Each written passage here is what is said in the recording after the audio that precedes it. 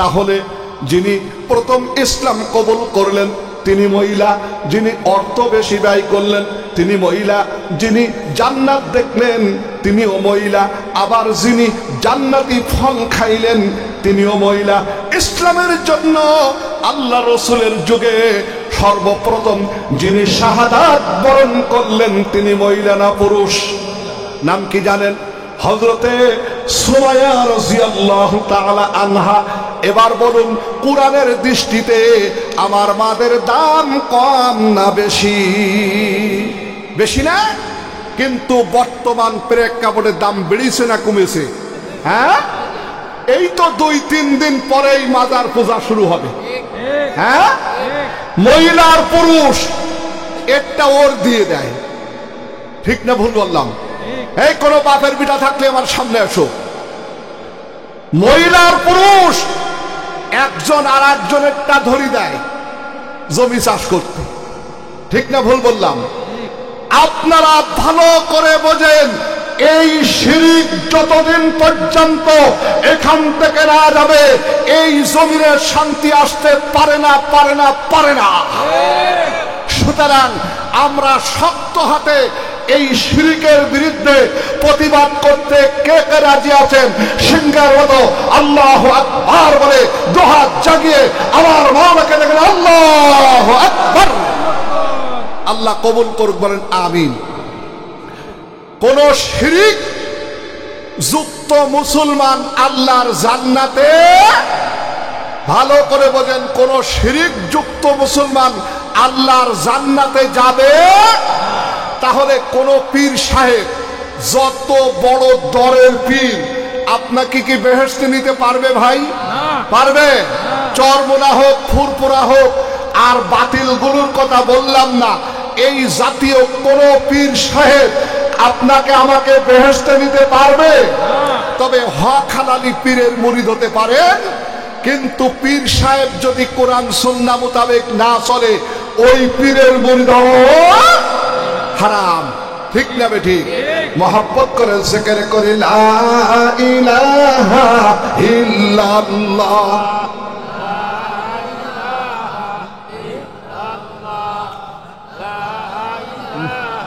গরম না তো, লা ইলাহা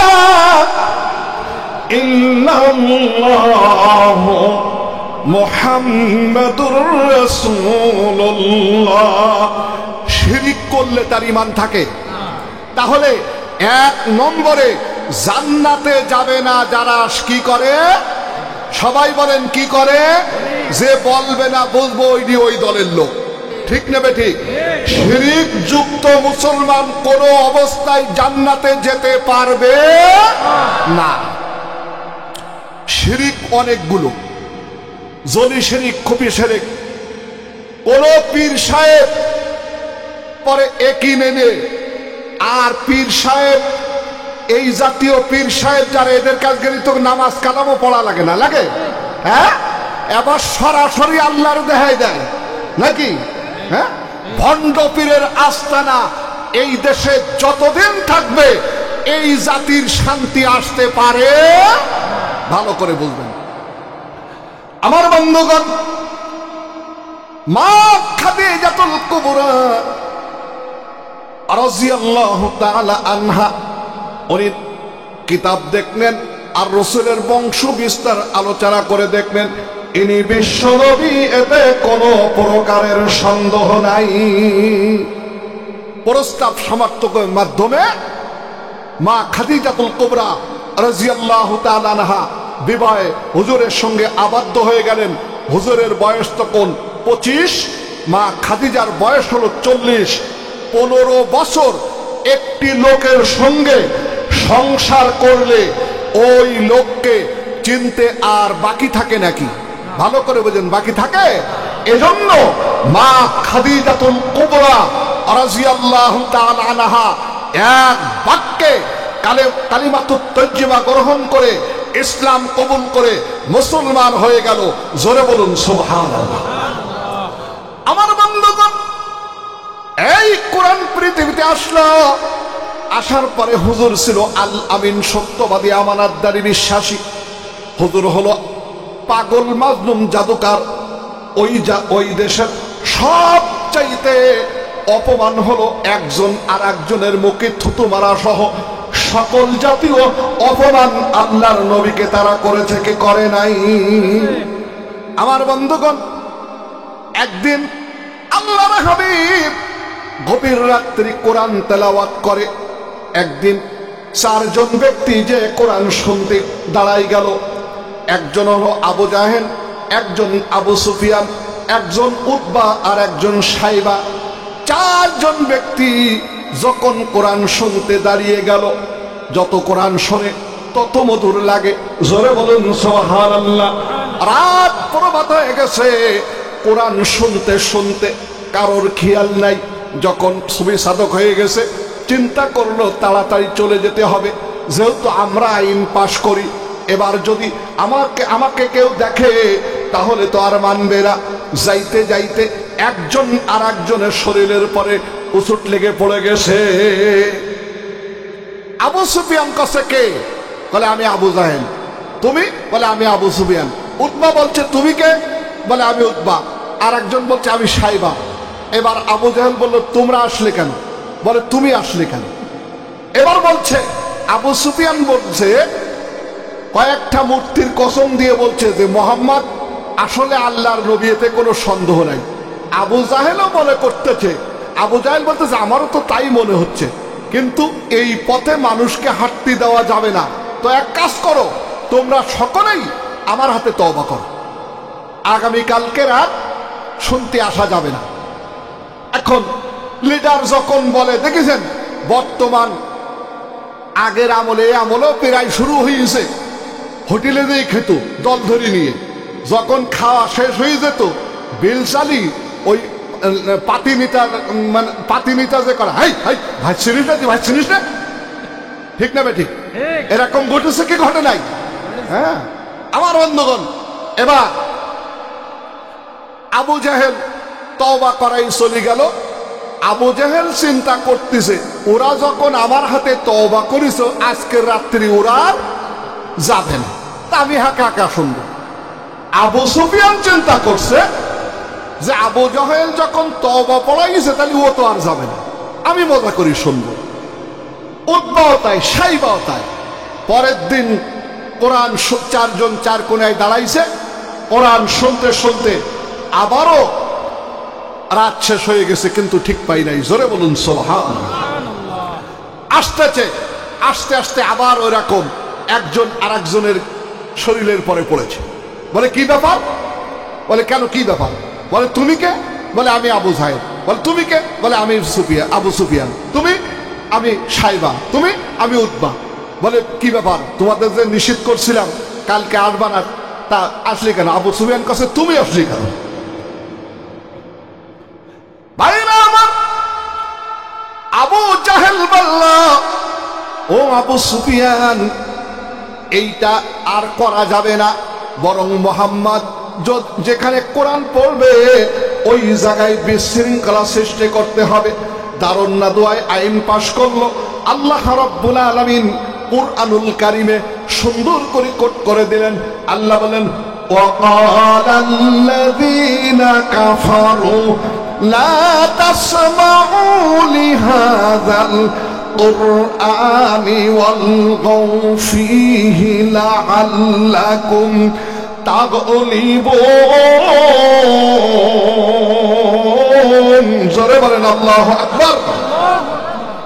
বলে দেখো, কাফেররা বলো দেখো, মুহাম্মদ যখন কোরআন তেলাওয়াত করবে তোমরা ওখানে যে ফ্যাসাদ গন্ডগোল সৃষ্টি করবে, কোনো কায়দায় নিজেরাও শুনবে না, কাউকে শুনতে দেবে না। আর আল্লাহ কি বললেন? ইউরিদুনা লিইউতফিউ নূরাল্লাহি বিআফওয়াহিহিম ওয়াল্লাহু মুতিম্মু নূরিহি ওয়ালাউ কারিহাল কাফিরুন।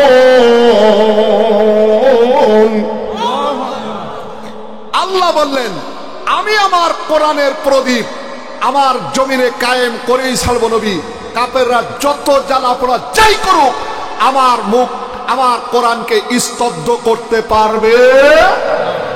বর্তমান সরকারের আগের সরকার, বর্তমান তো সরকারই নাই, গত সরকার কোরআনকে স্তব্ধ করে দেওয়ার জন্য যত প্রকারের পাইচারি সব চালাইছে কিনা? তাজা তাজা আলেমদেরকে শহীদ করে দেওয়া হয়েছে, ফাঁসির কাস্টে ঝুলানো হয়েছে, ইনজেকশন পুশ করে কোরআনের পাখিকে চিরতরের মতো বিদায় দিয়েছে। কিন্তু কোরআনের পাখি একটা কথা বলেছিল, শোনো, আমরা হলাম মূলবাদী আর তোমরা আগাবাদী, বেশি লাফালাফি করবে না। বাংলাদেশের 12 কোটি মানুষ গাছের মূল ধরে নাড়া দেবে আর দিলে মামুর বাড়ি দিল্লে যেয়ে পড়বা। ঠিক না বেটি? আপনারা অনেকে আমলিকের লোক এখানে আসেন, যেটা হক কথা সেটা আমাকে বলতে দিতে হবে। এটা হয়েছে কি হয় নাই? হয়েছে কি হয় নাই? হয়েছে। কি প্রয়োজন ছিল যদি শেখ হাসিনা কোরআন দিয়ে দেশ চালাতো, আলেমদেরকে যদি সম্মান করত, কি দরকার ছিল তাকে ছাত্র আন্দোলন করে? আমি মনে করি ছাত্র আন্দোলন নয়, কারণ বিএনপি বড় দল আন্দোলন করেছে, জামাত ইসলাম করেছে, অন্য অন্য দল আন্দোলন করে হরাতে পারে নাই। ছাত্রদের আন্দোলনের সাথে আল্লাহর ফেরেশতাদেরকে আবাবিল পাখি বানিয়ে পাঠিয়ে চিরতরের মতো স্বৈরাচারকে বিদায় দিয়েছে। কোরআনের সঙ্গে কেউ বিরোধিতা করবেন না, আপনি যে দল করেন সেটা আপনার ব্যক্তিগত ব্যাপার। কোরআনের সঙ্গে বিরোধিতা করবেন, আপনার চরণে উঠে যাবে। আপনি ভালো করে দেখেন, কোন মস্তান অতক্ষণ পর্যন্ত শুয়ে যায় না যতক্ষণ নারী হরণ না করে, তাই সে যে দলেরই হোক। মস্তানদের চুল পাকে না, বুড়ো হয় না, একটাই মাত্র কারণ হলো যখন তারা জায়গা পর্যন্ত পৌঁছে যায় তখন পরনারীর দিকে চোখ চলে যায়। পরনারী যখনই ভোগ করে আল্লাহর লানত, আল্লাহর গজব ওই মস্তানের পরে চলে আসে, ও বিনা বালিশে শুয়ে যায়। আমার বন্ধুগণ, এবার আল্লাহর নবী তাওহীদের দাওয়াত দিচ্ছেন, ঘুরতেছেন, চিন্তা করতেছেন। 20 বছরের বন্ধু হযরতে আবু বকরের সঙ্গে দেখা হয়ে গেল। আবু বকর বলতেছেন, ইয়া মুহাম্মদ, ব্যাপারটা কি? মন কেন বেজার? কি হয়েছে তোমার? বলে, দোস্তজি, আল্লাহ রাব্বুল আলামিন তোমার দোস্তকে তাওহীদ দান করেছেন, রিসালাত দান করেছেন, আখিরাত দান করেছেন। সুতরাং আল্লাহ বলেছেন তুমি মানুষের মাঝে কোরআন বলো, কোরআন শেখাও, কোরআন বোঝাও, কোরআন জানাও, কোরআন মানাও। আমি ভাবতেছি কে আমার কথা শুনবে, কে আমার কথা মানবে, কার কাছে আমি কোরআন বলবো। আব্বু আম্মু দুনিয়াতে নাই, দাদুজিও দুনিয়াতে নাই, এই জন্য আমি ভাবতেছি হযরত সিদ্দিক আকবর আবু বকর রাদিয়াল্লাহু তাআলা আনহু 20 বছরের বন্ধু, কোনো প্রশ্ন করে নাই, কোনো দ্বিধা করে নাই, এক বাক্যে কলেমাতুত তাইয়্যিবা গ্রহণ করে ইসলাম কবুল করে মুসলমান হয়ে গেল। জোরে বলুন সুবহানাল্লাহ। ভাইরা আমার, আমার বন্ধু, আমি যদি বাড়ি যেয়ে আমার স্ত্রীকে বলে আমি পীর হয়েছি আজকে রাত্রি, মুরিদ হবে? হ্যাঁ, কারণ আমি যে কোন জাতি হুজুর কেউ না জানলি আমার কেডা জানে? বউ জানে। আবার আমার কোন বন্ধুকে যদি বলি এই আমার কাছে মুরিদ হবে, ওই কথাটা বাদে কর নাকি? কারণ আমি যে কোন জাতের বন্ধু, কোন জাতের লোক, ও বন্ধুর জানা বাকি আছে। বাইরে আমার খাদেম ছিলেন যায়েদ বিন হারেস। এই ব্যক্তি কি করলেন? সঙ্গে সঙ্গে শুনতে পেয়ে ইসলাম কবুল করে মুসলমান হয়ে গেল। জোরে বলুন সুবহানাল্লাহ। কিন্তু বিরোধিতা করা কম হয়েছে নাকি? আল্লাহর হাবিব যত কোরআনের দাওয়াত দেয় কাফেররা তত বিরোধিতা করে। আল্লাহ কি পাগল হয়েছে নাকি? মুহাম্মাদের কাছে কালাম পাঠাবে। এ কালাম মুহাম্মদ তৈরি করে নাই, এটা মুহাম্মদ নিজে তৈরি করেছে, আল্লাহ পাঠাই নাই। আল্লাহ কি পাগল হয়েছে নাকি? কারণ এই মক্কার ভিতরে কত দার্শনিক আছে, বৈজ্ঞানিক আছে, কত জ্যোতিষী আছে, গণক আছে, কত সুন্দর সুন্দর শিক্ষিত ব্যক্তি আছে, কারণ অর্থ সম্পদওয়ালা ব্যক্তি আছে। মুহাম্মদ নিরক্ষর, মুহাম্মদ মূর্খ, তার অর্থ নাই, স্বার্থ নাই, শিক্ষিত না, কোনো কিছু না, মুহাম্মাদের কাছে কালাম পাঠাবে, এটা মেনে নেওয়া যায় না, এটা অসম্ভব। আল্লাহ কি পাগল হয়েছে নাকি? হুজুরের কানে সংবাদ এসে গেল, হুজুর বলতে শুরু করে দিল, আল্লাহ তোমার বান্দা বান্দিরা, আমার উম্মত উম্মতেরা এই কথা বলতে চাই, এ কোরআন তুমি তৈরি করো নাই, আমি তৈরি করেছি, আল্লাহ তার ব্যবস্থা করো। আল্লাহ রাব্বুল আলামিন সঙ্গে সঙ্গে কোরআনুল কারীম দিয়া সুন্দর করে ঘোষণা করে দিলেন, ওয়া ইন কুনতুম ফি রাইবিন মিম্মা নাযালনা আলা আবদিনা ফাআতু বিসূরাতিন মিন মিসলি ওয়াদউ শুহাদাআকুম মিন দুনিল্লাহি ইন কুনতুম সাদিকিন। জোরে বলেন আল্লাহু আকবার। আল্লাহ বলেন, হে নবী, আপনি আমার উম্মত উম্মতিদেরকে, আপনি আপনার উম্মত উম্মতিদেরকে, আমার বান্দা বান্দীদেরকে জানিয়ে দেন। তারা বলতে যাচ্ছে, এ কোরআন তুমি তৈরি করেছো, আমি পাঠাই নাই, তাহলে আমার কোরআনের ছোট্ট একটা সূরার মতো একটা সূরা তৈরি করে দেখাক, অথবা একটা আয়াত তৈরি করে দিক, একটা শব্দের সাথে মিলায়ে দিক। সঙ্গে সঙ্গে আল্লাহর নবী বলে দিলেন, আবু জাহেল্লা চারিদিকে ঠান্ডা পিটাই দিল, চারিদিক থেকে লোক একত্রিত করলো, যত ডাক্তার, যত ডক্টরেট, যত দার্শনিক, যত বৈজ্ঞানিক, যত জ্যোতিষী, যত গণক, যত হেকিম, যত তবিব, যত জাদুকার, সকল ব্যক্তিকে একত্রিত করা হলো, আল্লাহর সঙ্গে গাদ্দারি করবে। ও মুসলমানেরা, আজ পর্যন্ত আল্লাহর সঙ্গে গাদ্দারি করে কোন ব্যক্তি টিকতে পেরেছে নাকি? ভাইরা আমার, সকল ব্যক্তি যখন একত্রিত হলো, এবার আল্লাহর নবী সূরা কাউসার লিখে তাদের মাঝে পাঠাই দিলেন। একটা সূরা তৈরি করবে, একটা আয়াত তৈরি করবে। ওই যুগের সবচেয়ে বড় কবি, তার নাম ছিল ইমরুল কায়েস, আর একজন কবি, তার নাম ছিল কবি লবিদ। এরা বলছে কোনো অসম্ভব নাই, ওটা তো যখন তখন করতে পারবো। চেষ্টা করতে করতে করতে যখন ব্যর্থ হলো, একান্ত আপনজনের আমার, তারা কি বলল জানেন? লাইসা হাযা কালামুল বাশার, এটা কোনো মানব রচিত কালাম নয়, এটা স্বয়ং আল্লাহর কালাম। জোরে বলুন আল্লাহু আকবার। ভাইরা আমার, তাহলে এই কোরআনের গাদ্দারি তখন থেকে কি কমলো না আরো বাড়লো? আরো বাড়লো। আল্লাহ রাব্বুল আলামিন এই জন্য সুন্দর করে বলছেন, ইন্নামাল মুমিনুনা আল্লাযীনা ইযা যুকিরাল্লাহু ওয়াজিলাত কুলুবুহুম ওয়া ইযা তুলিয়াত আলাইহিম আয়াতুহু যাদাতুহুম ঈমানা ওয়া আলা রাব্বিহিম ইয়াতাওয়াক্কালুন। ভাইরা আমার, আল্লাহ কোরআনুল কারীমে বললেন, নিশ্চয়ই মুমিন হলো ওরাই, ইন্নামাল মুমিনুনা আল্লাযীনা ইযা যুকিরাল্লাহু ওয়াজিলাত কুলুবুহুম, যখন মুমিন আল্লাহর কথা শুনে সঙ্গে সঙ্গে তাদের দিলটা ভয়তে থরথর করে কম্পিত হতে থাকে, কাঁপতে থাকে। মুমিন কার ভয় করবে? আরো আস্তে কোন, কার ভয় করবে?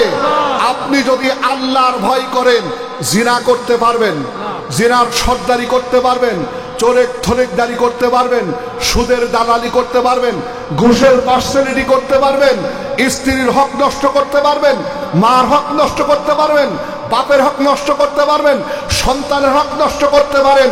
অনেক অনেক ওই ওয়ালিদ বিন মুগিরার মতন বাপ আছে জন্মের শানে নুজুল আছে, অনেক বাপ আছে নিজের সন্তান জন্মদাতা মেয়েকে ফাঁকি দিয়ে ছেলের নামে জমি লিখে দেয়, আছে না নাই?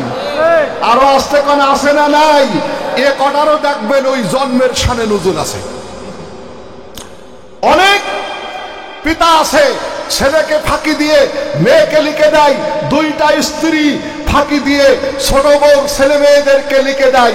এ সবগুলো আগাছা, এদের সব জন্মের শানের নুজুল আছে না নাই? এ সবগুলো হলো জরুর জাত।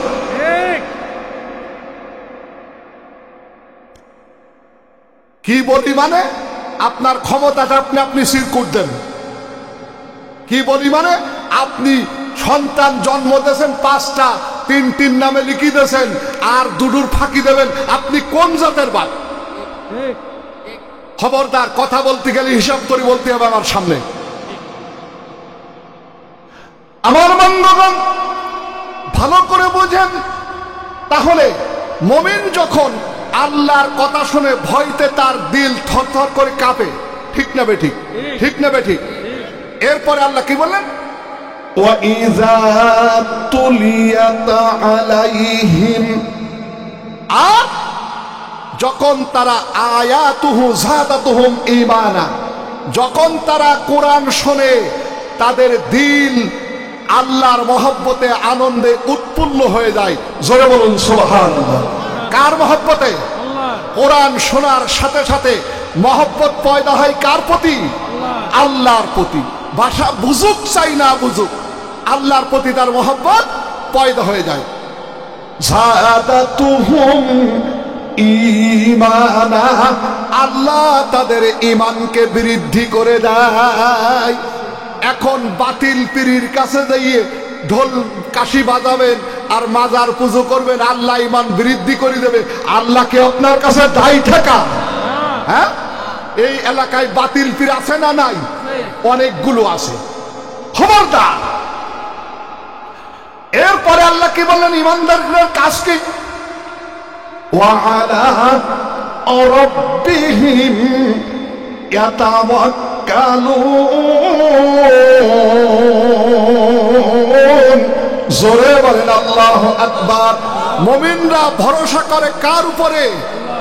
আল্লামা সাঈদীকে 13 বছর কারাগারে রাখা হলো, মামুনুল হককে রাখা হলো, আমির হামজাকে রাখা হলো, শীর্ষস্থানের আলেমগুলিকে আয়না ঘরে রাখা হলো, তারপরে টাঙ্গায় রাখা হলো। আমির হামজাকে 11 ঘন্টা ঝুলে রাখছিল। আপনজনের আমার এদের কাছে দাবি আসছিল যে শুধু বলেন ইসলামের দল করব না। কি করব না? ইসলামের দল করব না। এতটুক কথা বলার সাথে সাথে আপনাদের মামলা খারিজ করে এক একটা মসনদে বসাই দেওয়া হবে। তারা কি মাথা নত করেছে? ভালো করে বুঝে বলেন, মাথা নত করেছে। এরা কার সৈনিক? আল্লাহর সৈনিক। মাথা নত করবে কার কাছে? ভালো করে বুঝবেন। আব্দুল কাদের মোল্লার যখন ফাঁসি হলো, বাইতুল ওই মসজিদের ইমাম সাহেবকে পাঠাইছে কলেমা পড়াতে। এখন যে বলছে হুজুর আপনার তো আর 1-1.5 ঘন্টা পরে ফাঁসি হবে, তো আপনার কোনো দাবি দাবা আছে, আর আপনি একটু তওবা কলেমা পড়ে নেন। তো বলছে তুমি কি করো? বলে আমি এই মসজিদের ইমাম। তো কি জন্য আসছো? বলে আপনাকে কলেমা পড়াতে আসছে। বলে যে কলেমার বদলাতে আজকের আব্দুল কাদের মোল্লা জেল খেটে ফাঁসির রায় হয়ে অল্পক্ষণের ভিতরে ফাঁসি হবে, আর সেই কলেমা তুমি পড়ে বিরিয়ানি খাচ্ছ, কুরমা খাচ্ছ, পোলোয়া খাচ্ছ, তোমার কাছ থেকে আমি কি কলেমা শিখব? এখন মুসলমানদের একটাই মাত্র সুযোগ এসেছে চাষ করার, ঠিক না বেঠিক? সমস্ত মুসলিম দল এক হয়ে যদি আল্লাহর জমিনে নামা হয়, বাতিল শক্তি পথ করে পালাবে, রাস্তা দেখার সুযোগ পাবে না। সুতরাং বিশ্বের মুসলিমকে, বাংলার মুসলিমকে ঐক্যবদ্ধ হওয়ার প্রয়োজন আছে না নাই? আছে। আমার বন্ধুগণ, আল্লাহর পরে কেমন তাওয়াক্কুল করে আরো একটু সামনে আগাই। আল্লাহর হাবিব হযরতে আবু বকরকে বললেন, ও দোস্ত, আমার মনে হয় আমার মাতৃভূমি থেকে আমাকে চলে যেতে হবে, আমার মাতৃভূমি থেকে আমাকে চলে যেতে হবে। কিন্তু যখন আমি যাব, ওই দিন তোমার মতো একজন বন্ধু, তোমার মতো একজন ফ্রেন্ডের আমার প্রয়োজন হবে। এই কথাটুকু বলে রাখলেন। আল্লাহর হাবিব অটক কিছুদিন পরে ঘরের ভিতরে ঘুমানো হযরত জিবরাইল আমিন আলাইহিস সালাতু সালাম চলে এসেছেন। উনি এসে হুজুরকে সালাম দিলেন, মুসাফা হলো, মুআনাকা হলো। হযরত জিবরাইলকে হুজুর বলতেন, ইয়া আখি ভাই জিবরাইল, খবর কি? এত রাত্রে কেন আসছো? বলে, ইয়া রাসূলুল্লাহ, ইয়া হাবিবাল্লাহ, আল্লাহর অর্ডার হয়েছে এই মুহূর্তে আপনাকে হিজরত করে মদিনায় চলে যেতে হবে। আল্লাহর হাবিব তৈরি হয়ে গেলেন। আল্লাহর হাবিব হযরত আলীকে ডাকলেন। কাফেররা যদিও নবীকে না মানতেন, কিন্তু আমানত রেখে যেতেন।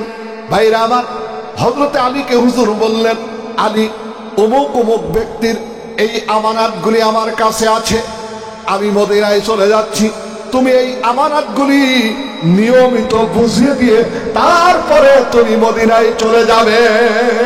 জোরে বলুন সুবহানাল্লাহ। আল্লাহর হাবিব ইচ্ছা করলেন,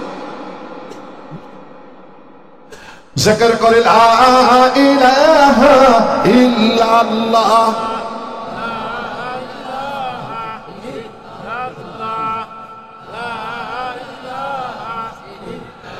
লা ইলাহা ইল্লাল্লাহ মুহাম্মাদুর রাসূলুল্লাহ। আপনজনের আমার, যে কথা আমি আপনাদেরকে বোঝাতে যাচ্ছিলাম, হযরতে সিদ্দিক আকবর এই কথা শুনে বাড়ি চলে গেলেন। কিছুদিন পরে আল্লাহর হাবিব ঘুমানো, জিবরাইল আসলেন, মুসাফা হলো, মুআনাকা হলো। এরপরে হুজুর বলতেছেন, ইয়া আখি ভাই জিবরাইল, খবর কি? উনি বললেন, ইয়া রাসূলুল্লাহ, ইয়া হাবিবাল্লাহ, এই মুহূর্তে আপনাকে হিজরত করে মদিনায় চলে যেতে হবে, আল্লাহর হুকুম হয়েছে। হুজুর তৈরি হলেন, আলীকে ডাকলেন, আমানতগুলি বুঝিয়ে দিয়ে বললেন, ও আলী, এই কাফেরদের আমানতগুলি আমার কাছে আছে, এই আমানতগুলি বুঝিয়ে দিয়ে তারপরে তুমি মদিনায় যাবে। জোরে বলুন সুবহানাল্লাহ। কি দয়ার নবী! আপনি চিন্তা করুন, যাদের ভয়তে মদিনায় চলে যাচ্ছে, আল্লাহর হাবিব ওই গোষ্ঠিত সম্পদগুলো নিয়ে যেতে পারতেন কিনা? বলুন, পারতেন কিনা? উনি কি করলেন? উনি সঙ্গে সঙ্গে সব বুঝে দিয়ে গেলেন। আল্লাহর হাবিব গভীর রজনীতে আস্তে আস্তে চলে গেলেন হযরতে সিদ্দিক আকবরের বাড়ি। যাওয়ার পরে উনি কি করলেন? ছোট্ট করে ঘরের দরজার কড়া নাড়া দিলেন, সালাম দিলেন। হুজুরের আদর দেখুন, আল্লাহর হুকুম কি সুন্দর করে মান্য করতেছে। আসসালামু আলাইকুম ইয়া আবু বকর। ঘরের ভিতরে থেকে জবাব আসলো, ওয়া আলাইকুম আসসালাম, লব্বাইক ওয়া সাদাইক ইয়া রাসূলুল্লাহ। ইয়া আল্লাহর হাবিব, গোলাম হাজির হয়ে গেছে, কি আদেশ করবেন করুন। হুজুর আশ্চর্য হয়ে গেছে ব্যাপারটা। চারিদিকে কাফেরের চাপ, জোরেও ডাকতে পারতেছে না। এবার বলতেছে, হুজুর কি আদেশ করবেন করুন। গোলাম হাজির। বলে, আবু বকর, তুমি কিভাবে আমার ডাকের সাড়া দিলে? বলে, হুজুর ওইটা পরে হবে। বলে, না আবু বকর, তুমি যদি না বলো আমি তা বলবো না। এবার হুজুর যখন এই কথা বললেন, হযরতে আবু বকর বললেন, ইয়া রাসূলুল্লাহ, ইয়া হাবিবাল্লাহ, এইখান থেকে বেশ কিছুদিন আগে আপনি আমাকে বলেছিলেন আপনি কি করবেন যখন আপনি মদিনায় যেতে হবে হিজরত করে, আমার মতো বন্ধুর প্রয়োজন হবে। হুজুর, যখন আপনার খেদমতে থাকতাম তা তো থাকতাম, আর যখন কি করতাম, আমি বাড়িতে চলে আসতাম, আমার কাজ কাম মিটায়া আমি যেটুক আরাম করতাম, আমি কখনো বিছানায় পিঠ লাগাই নাই, কখনো বালিশে মাথা দেই নাই, আমি দরজার গায়ে পিঠ লাগাই লাগাই ঘুমাইতাম। জোরে বলুন সুবহানাল্লাহ। কারণ হলো এই, আল্লাহর নবী কোন মুহূর্তে আমাকে ডাকবে। আমি যদি বালিশে মাথা দেই, আমি যদি বিছানায় পিঠ দেই, আমার ঘুমে ধরবে। আমি আল্লাহর নবীর ডাকে সাড়া দিতে পারবো না, আমার বিয়াদবি হয়ে যাবে। আপনজনেরা আমার, এই জন্য হযরত আবু বকর বললেন, আমি কখনো বিছানায় পিঠ লাগাই ঘুমাই নাই, বালিশে মাথা দেই নাই। আল্লাহর নবী হাদিসের মধ্যে বলছেন, আনা আনাস রাদিয়াল্লাহু তাআলা আনহু قال قال رسول الله صلى الله عليه وسلم لا يؤمن احدكم حتى اكون احب اليه من والده وولده والناس اجمعين متفق عليه। হযরত আনাস থেকে হাদিস বর্ণিত আছে, হুজুর বলেন, অতক্ষণ পর্যন্ত কোন ব্যক্তি পূর্ণ মুমিন হতে না পারবে না যতক্ষণ তার আপনজন, তার সন্তান, তার সম্পদ, তার পিতামাতা সব চাইতে আমি নবীকে বেশি ভালো না বাড়বে, অতক্ষণ পর্যন্ত ওই ব্যক্তি পূর্ণ মুমিন হতে পারবে না। তাহলে আল্লাহর আমরা যদি পূর্ণ মুমিন হই, একমাত্র আমাদের সুপারিশ করবেন কে? না, আল্লাহর নবী। সুপারিশ করবেন কে? আল্লাহর নবী। কাল কিয়ামতের ময়দানে মুসিবতের কালে সূর্য যখন মাথার উপরে আসবে, বেঈমান কাফেরের মগজ করে তকবক করে নাক কান বেয়ে জমিনে পড়বে, আর মানুষেরা নবীদের কাছে ভিড় জমাবে। হযরতে আদম আলাইহিস সালামের কাছে যেয়ে বলবে, ও আদি পিতা আদম, তুমি আমাদের জন্য সুপারিশ করো। উনি বলবেন, না না না, আমি পারবো না, যেহেতু আমি একটা ভুলের কারণে 350 বছর কেঁদেছি। আল্লাহ আমার সঙ্গে কি ব্যবহার করবেন আমার জানা নাই। হযরতে নূহর কাছে যাবে, নূহ বলবে আমি পারবো না। হযরতে ইব্রাহিমের কাছে যাবে, ইব্রাহিম বলবে আমি পারবো না। হযরতে মুসার কাছে যাবে, মুসা বলবে এত রাগী ছিলাম, ফিরআউনের বাবুর্চিকে এক থাপ্পড় দিয়ে জায়গায় শেষ করে দিয়েছিলাম। আল্লাহ আমার সঙ্গে কি ব্যবহার করবে আমি জানি না। আপনজনেরা আমার, এবার হযরতে ঈসার কাছে যাবে, ঈসা বলবে, দেখো আমি ইহুদিদেরকে বলতে বলি নাই, কিন্তু আমাকে তারা আল্লাহর ছেলে বলে আখ্যায়িত করেছে। আজকের আল্লাহ আমার সঙ্গে কি ব্যবহার করবে আমি জানি না। আপনজনেরা আমার, এবার হযরত ঈসা বলবে, তবে একটা সমাধান দিতে পারি, ও হাসরবাসীরা, তোমরা যদি নাজাত পেতে চাও তাহলে নবী মুহাম্মদুর রাসূলুল্লাহর কাছে চলে যাও। আজকের কিয়ামতের ময়দানে উনি ছাড়া আর কেউ সুপারিশ করতে পারবে না। কুরআনুল কারীমে আল্লাহ বললেন, ওয়া মা আরসালনাকা ইল্লা কাফাতাল লিন-নাসি বাশীরা ওয়া নাযীরা ওয়ালাকিন্না আকসারান নাসি লা ইয়ালামুন। জোরে বলেন আল্লাহু আকবার। ভাইরা আমার, কাল কিয়ামতের ময়দানে আল্লাহ রসুল হবেন উকিল। আপনারা যেহেতু শহরের মানুষ, কেসের আসামি অথবা বাদী হলে আপনি যদি উকিল না ধরেন, জজ আপনার কোনো কথা গ্রান্ট করবে না? করবে? কাল কিয়ামতের ময়দানে আল্লাহ রাব্বুল আলামিন হবে না হাকিম, আর জনাবে মুহাম্মদ রাসূলুল্লাহ সাল্লাল্লাহু আলাইহি ওয়াসাল্লাম হবেন উকিল। আপনজনেরা আমার, ভালো করে বোঝেন, আল্লাহর নবী যাকে সুপারিশ করবে ওই ব্যক্তি জান্নাতে যাবে, যাকে সুপারিশ করবে না ওই ব্যক্তি জান্নাতে যাবে না। আল্লাহর হাবিব মাকামে মাহমুদে সিজদা দিয়ে পড়ে কাঁদতে শুরু করবে। আল্লাহ বলেন, হাবিব আপনি মাথা উঠান, কেন? আপনার আজকের তো কাদার দিন না, আপনাকে অনেক কিছু পুরস্কার দিয়েছি, মাকামে মাহমুদ দিয়েছি, আপনি কেন কাঁদবেন? বলে, আমার উম্মতগুলি ফেরেশতারা জাহান্নামে নিয়ে যাচ্ছে। আল্লাহ বলবেন, হাবিব আমি পাওয়ার দিলাম, আমি অনুমতি দিলাম, আপনার উম্মতগুলি খুঁজে খুঁজে আপনি জান্নাতে নিয়ে যান। আম্মা জান আয়েশা সিদ্দিকা রাদিয়াল্লাহু তাআলা আনহা প্রশ্ন করলেন, ইয়া রাসূলুল্লাহ, ইয়া হাবিবাল্লাহ, কাল কিয়ামতের ময়দানে অগণিত নবীদের উম্মত থাকবে, ওর ভিতরে আপনার উম্মত আপনি কি করে চিনবেন? হুজুর বলেন, আয়েশা, যদি কোনো ময়দানে অগণিত ঘোড়া ছেড়ে দেওয়া হয়, ওর ভিতরে কপাল সাদা একটি ঘোড়া যদি থাকে, তাকে চেনা যাবে কি যাবে না? তাড়াতাড়ি বলেন, যাবে কি যাবে না? অবশ্যই যাবে। আপনজনেরা আমার, আম্মা হুজুর বলেন, ও আয়েশা, তুমি ভালো করে জেনে রাখো, যারা উম্মতে মুহাম্মাদি হবে, কামে মিললে মুকাম্মেল হবে, নামাজের স্থানগুলি, উযুর স্থানগুলি, ইবাদতের স্থানগুলি আল্লাহর নূরের তাজাল্লিতে ঝকমক ঝকমক করতে থাকবে। থাকবে আমি নবী মুহাম্মদুর রাসূলুল্লাহ। ওই দেখে দেখে আমার উম্মতগুলো আমি চিনে নেব। যে নবী মৃত্যুর সময় প্রত্যেক নবী বলেছে আমার উম্মতেরা নামাজ নামাজ, আসসালাত আসসালাত ওমা মালাকাত আইমানুকুম, আমার উম্মতেরা নামাজ নামাজ নামাজ। জোরে বলুন সুবহানাল্লাহ। আর কি করবা? তোমাদের অধীনস্থ কর্মচারী যারা তাদের সঙ্গে কি ব্যবহার করবা? ভালো ব্যবহার করবা। কিন্তু এইগুলো আমরা করি না। আবার কিছু বেজাত মার্কার, বেদাত না বেজাত মার্কা পীর জন্মাইছে সমাজে, এদের কাছে গেলে তো নামাজই পড়া লাগে না, ঠিক না? এই জায়গায়ও আছে না? হ্যাঁ, এই এলাকায় আসেন না? কথা করছেন না কেন আপনারা? আছে না নাই? এই ফকিরের জাত গোষ্ঠী দুনিয়ার থেকে চিরবিদায় করতে হবে। ও কিরকম পীর, ওরে রাত্রি বাঘের সামনে রেখে আসতে হবে। যদি বাঘে না খায় তালু বলবো যে কিছুটা আছে, ঠিক না বে ঠিক?